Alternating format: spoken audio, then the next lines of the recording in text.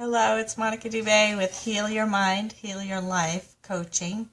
You can go to my Facebook page to get these videos. I've gotten some feedback that people don't know where to find the videos, and they're on my Facebook page, Heal Your Mind, Heal Your Life Coaching, and they're all there. I'm up to lesson 31 right now in A Course in Miracles, and I'm really excited because this is a really important lesson, and it's called I Am Not the Victim of the World I See.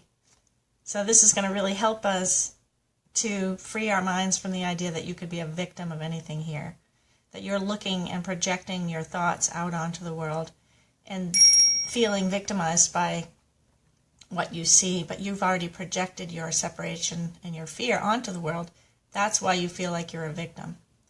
See, but when you really look at the cause of it, it's still just you, and you don't have to keep doing that. So this will free you from the idea that there's any kind of victimization possible.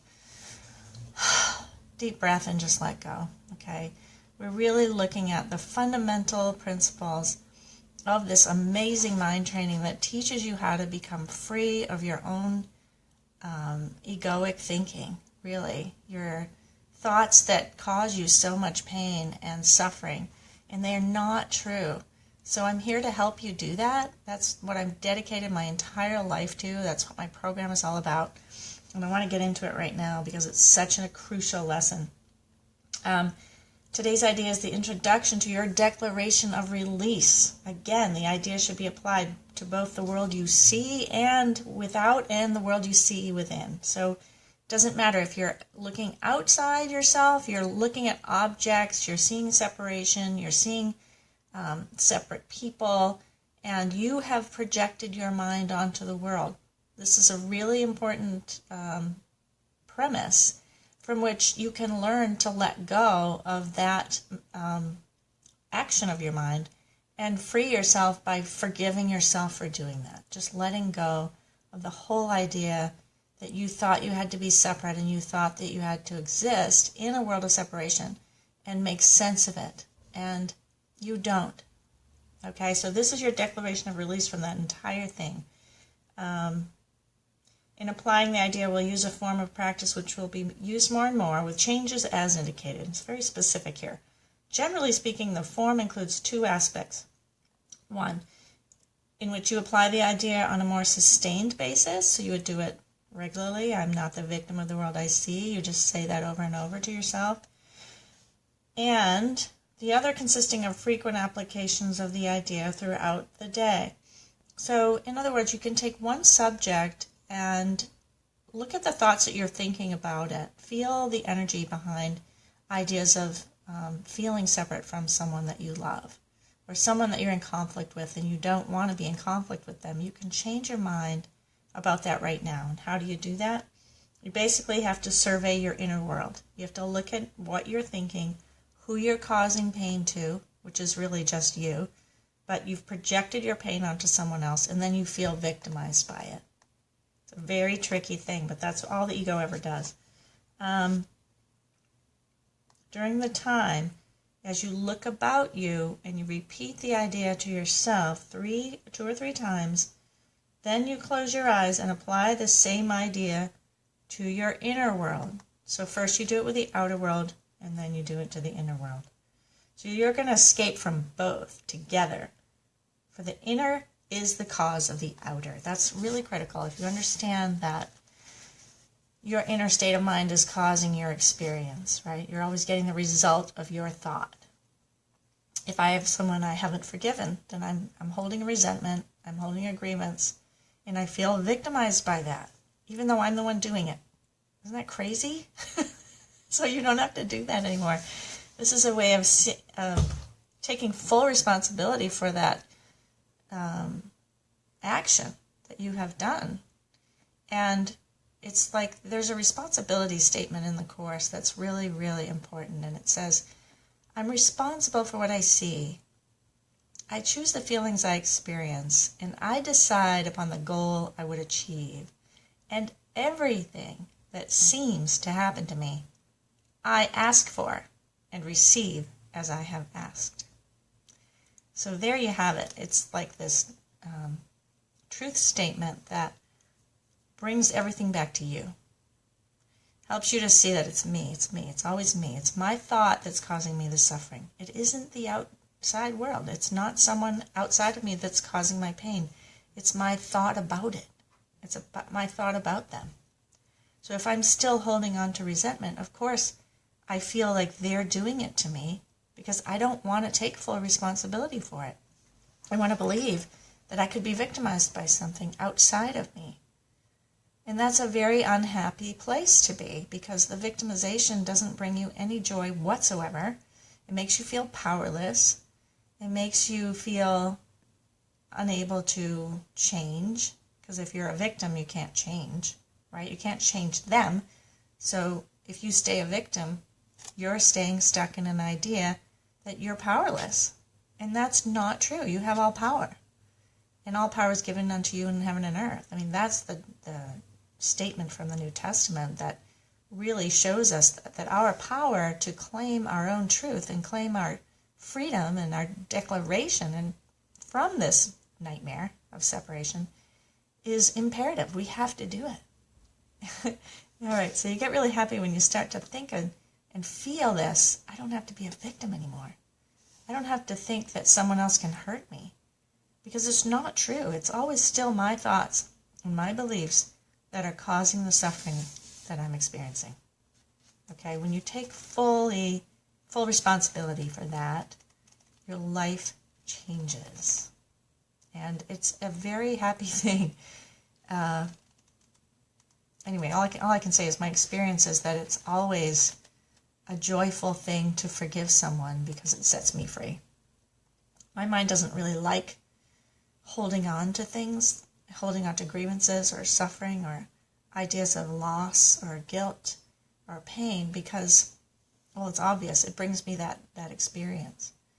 And in truth, your mind is whole. It doesn't hold on to those kind of thoughts anyway. It never knows how to do that. It's kind of like a mistake. So you're listening to mistaken ideas all the time, and they're not true. All right, so here we go. I wanted you to read this. I want to read this. As you survey your inner world, merely let whatever thoughts cross your mind and come into your awareness, each to be considered for a moment and then replaced by the next.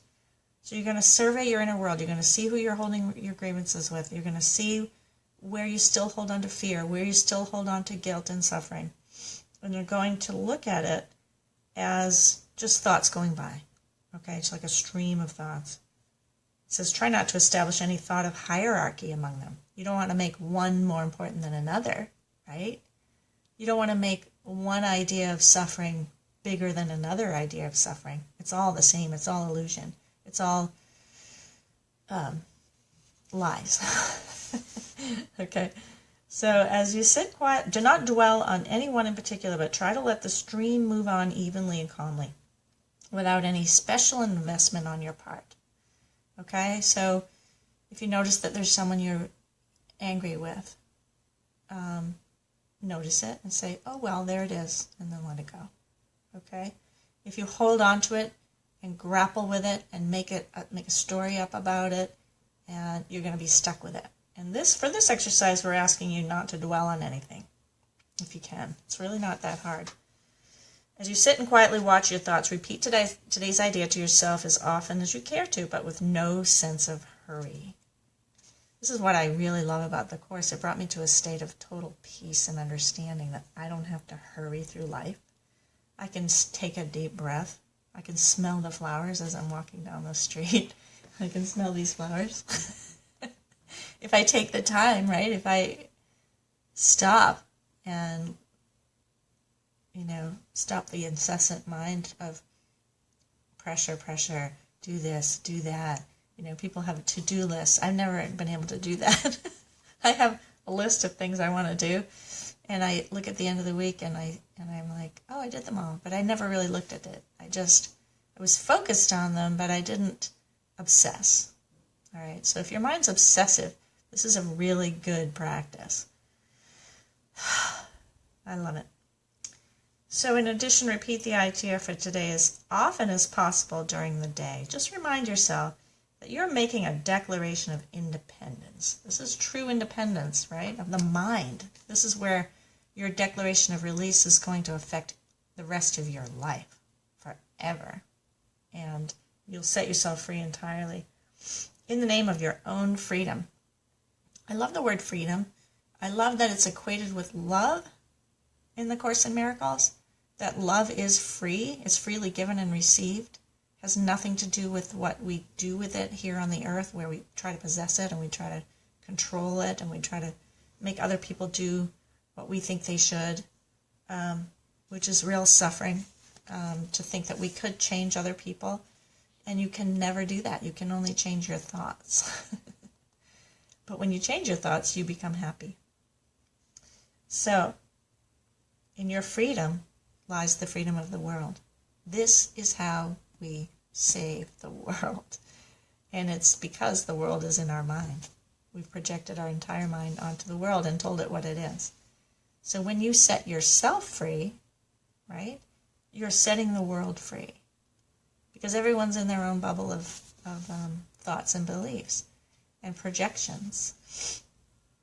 And the key to this being that when you really get serious about this and do it, you will be changed fundamentally from this moment on. And it's so amazing.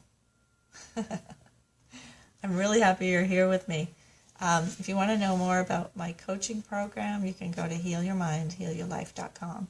But keep watching the videos. I love this. Please comment and share them with people. I'm going to do shorter videos because I've been doing kind of 10-minute videos and I'm not sure if that's too long for people. But I think that if you get the crux of what these lessons are, you're going to find that all your temptations of fear and guilt and suffering can be undone really quickly if you apply the lesson. I'm not the victim of the world I see. And isn't that a wonderful, happy thought? I don't have to be a victim of this world anymore. See, it's totally freeing to really do this. Okay. So I'm going to quit for now. I really love doing 2 lessons, and maybe tomorrow I'm going to do I've Invented the World I See. This is where you get to see that I'm actually inventing it with my own thoughts. All right? It's a theme. It's the same theme of cause and effect that's throughout every lesson in the Course. My thought affects my experience.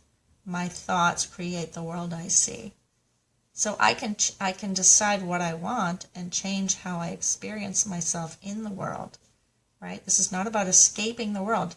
You can't escape the world because it's still going on in your mind. Right? There's no escape from it. The only escape is to give up your attack thoughts. Right? That's lesson 23. So if you give up your attack thoughts, you will escape from the world you have made up, and you'll be in reality, which is still right here, but it's in a higher frequency than what you're feeling and experiencing. 5th dimension and higher is the multidimensional universe is all around you. But you don't experience it when you're caught in fear and suffering, anxiety, depression, all that comes with it. So those extreme states are really just indications that you have some work to do, that you have some stuck energy that you haven't been able to undo. And, you may need support, and that's what I'm here for. So if you want to know more, you can go to my website. But check out these videos and keep doing them, because the more you do them, the happier you're going to be. Okay? Great. I hope to see you again soon. I'll be on the call. I will do another video tomorrow. Thanks. Take care.